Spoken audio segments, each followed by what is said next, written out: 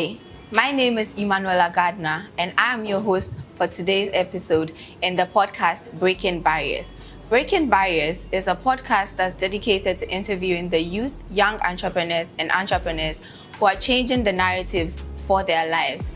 We'll take a quick break and we'll get back to you soon.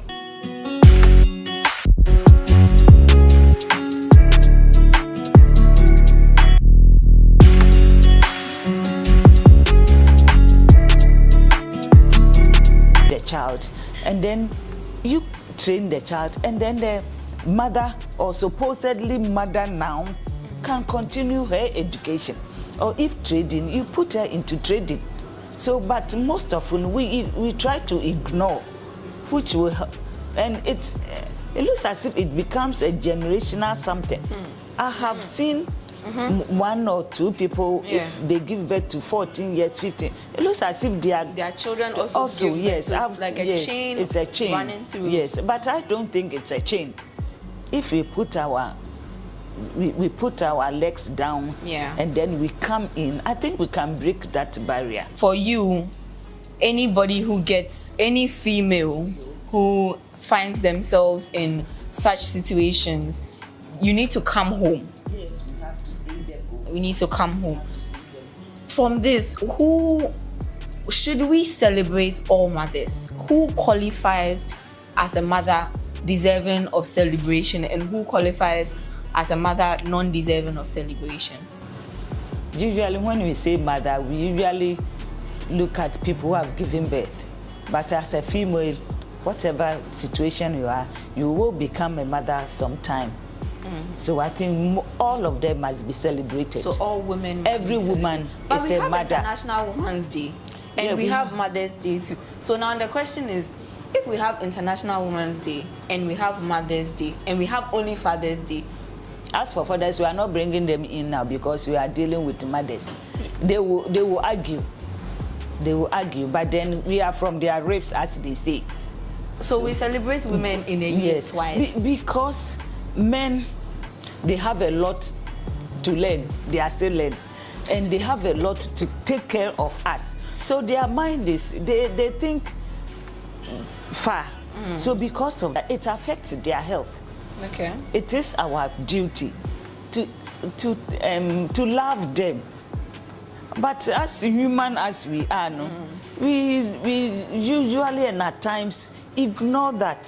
So men, they are always in the thinking mood. So because of that, more, excuse me to say, they leave us early. Sorry, them. They leave us early because they think a lot. Whilst we will think short, men are thinking far. Men think Mama, far. my crew is all men. They think far. So because of that, it affects their health. And they leave us. But we pray that they live with us. Anyway. My crew is all men. Some jobs are for men. So when they are doing, we do understand them anyway. Anyway. So we celebrate. And then when our daughters give birth, it is our duty as we become nanny all of a sudden. Yeah, it's true. And the men can't do that. That is why we are to stay. So that we can continue our journey. Because my crew, you will get me in trouble with my crew. They are all men. So let's take a pause on this. We need to stay for the men to go. Anyway, so Mother's Day is louder than Father's Day. And I wouldn't even ask you that because you've already answered and infused that. But one thing I would ask you is that, should we consider giving fathers accolades? I know this is a Mother's Day special, but I want to, because I think I know that men also need and deserve some accolades, but they get less traction than women do. But some men are playing the role of mothers. Yes, we do. So in that case, should we celebrate the men also on Mother's Day? We do. No, we can't celebrate both of them at the same because day. Look at somebody who is motherless. Motherless in terms of mother absent, in whether dead or voluntarily absent. Yes. and then the father has to assume Yes, assume the role of as a mother. and father. Yes. Do we celebrate those men on Mother's Day, or do we say because they are men who men, leave them? we leave No, you no. for- So far as you are playing a role as a mother, that very day you become a mother. So Physically you are a man, but on that day you become a mother, so that we can celebrate you. We will ignore you. We will embrace you. So you want Yes. Mother's Day can be inclusive. They can. We will allow them to be in because of the role they are playing. Depending, if you are playing that role, fine. If you are not, please sit somewhere so that when we get to Father's Day, we will bring you on board. You clearly have enjoyed your motherhood journey. Like, you really have no regrets on it. No. Right, so you have 2 children. Yes. Why 2? You enjoy motherhood. Yes. You speak from a place of enjoyment and fulfillment. But why 2? Yes, why 2? I am from a place we are more than 2. And me and my husband, we decided to give birth to 2, whether female or a male, whatever God will give us, we embrace it.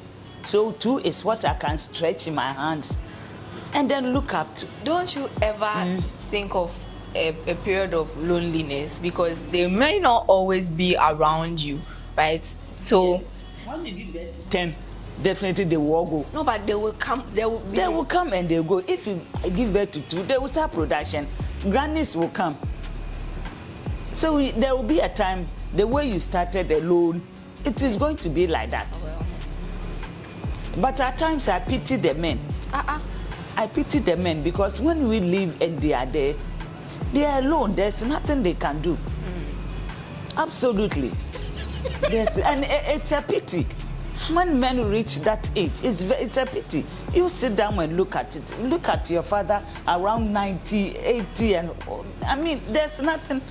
If you take him to family house, what are they going to do? But assuming your mother is around 80 or 90, you take your mother to a family house, they are there. They can enjoy and laugh at. But for men, and then I understand when they reach some stage, that is the time they look up for these young girls. When they are going, they will send them. Young girl, and they send them. It's not their doing. Right. It's not their doing, but it's part of life. You're going to you get me in trouble with my crew. My crew is only men. Because you see that an old man who, when you go to Cape Coast, he'll be on his veranda and they will be calling the small little, when they are passing, they will call them, oh, buy me this, buy me that. And they're big fan of them. It's not their doing. But what can they do? They are lonely. Yeah. But for Abirwa to say, Abirwa always has something doing. Yes. Okay. So to wrap up this episode, I have a little game. And then I'll say thank you for joining me. So this game is called Pick a Number. We've got 6 numbers on paper. 1, 2, 3, 4, 5, and 6. Each number has a question written at the back. Any number. 3. Okay. Number 3. If you had a time machine, would you go back in time or into the future? Into the future. Hey. Because I want to know what is next. No, that's not good. I want to know what is next. So that if I'm dying tomorrow, I'll know what to eat now. You disrupt the balance of life. No, another. Yes. 2. 3. Number 2. Number 2 says, what is your favorite time of the day and why? My favorite time of the day or the night? Of the day. Of the day. 9. 9 o'clock in the morning. Why 9 o'clock in the morning? What happens at 9 o'clock in the morning? 9. I like 9 because even if you have been given a task to do, between 9 and 12, you are busy. So nobody will come and interact with you. Everybody knows that you are busy on your machine. So if any additional work is coming, 9 o'clock, no work will come. It's after 12 that they will start popping up. When you go to your mail and you see that you have to do this and that. But 9 is everywhere busy. So there's no additional mail for you to work. Workers' point of view. Yes. Please, your last number. 1. 1. Okay. What made you smile recently? Recently? Yes, recently. Recently can be now. As I'm looking at you, I can be smiling. Recent. Mommy, as you've